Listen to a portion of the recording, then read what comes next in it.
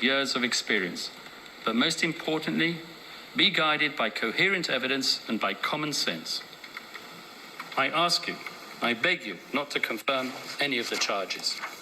I ask you to let Rodrigo Duterte return to the Philippines, not to govern, but simply to let him live out the rest of his days in peace, in his humble dwelling in Davao.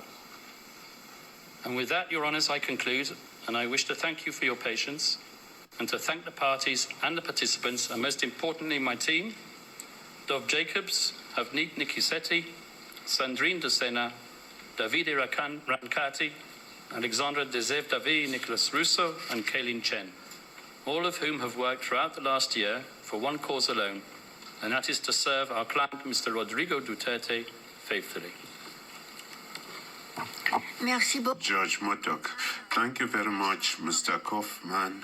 The chamber, my colleagues and myself, we have the duty to recall certain issues. First of all, the reductions that you have mentioned now, it was already raised by the defense, and the chamber had taken a decision rejecting the position of the defense. The number of the decision is 388.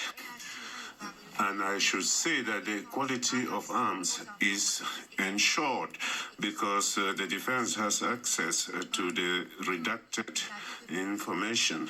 It just is not available to the public. Secondly, you talked about the health and capacity of the suspect.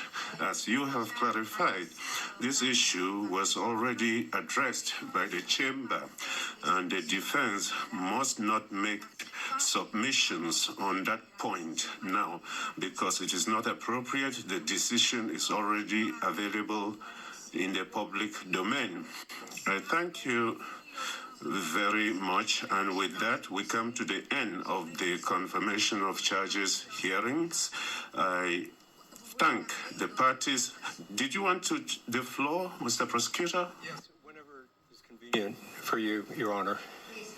Yeah, thank you, Your Honor. I want to stand up and object to my friend, but I would request and ask that you strike and not take any account of any word that my friend said came from his client. None of that was responsive to arguments, which is what these last 30 minutes were about. You made that clear on pages 24 and 25 of the transcript today, and it's in paragraph 9 of your order on the conduct of the hearings. Second of all, my friend can't testify for his client or make a speech for his client. That's governed by Article 67H. If he wanted to come here, he didn't want to come here, he could have come here and talked about whatever he wanted to, but he chose not to. Mr. Kaufman's conveying this. He's been complaining about hearsay all day. It's not reliable, but beyond that, if Mr. Duterte wants to speak to the court and speak to the gallery, he should come here, request to make an unsworn statement. He shouldn't do that through his counsel. So I ask that all of that be given zero weight whatsoever in your determinations. Thank you. Thank you, Mr. Prosecutor. You want the floor again, Mr. Kaufman? Madam President, but I do believe that the defense has the right to respond. Wait. Yes, says Judge Moto. And I say to Mr. Nichols that this was not testimony. It was pure an explanation for him not coming to the hearing. He has the maximum respect, obviously, for your honours, but he has his arguments, which we shan't repeat here once again. They were all set out in the waiver. That was not testimony, I assure you, Mr. Nichols.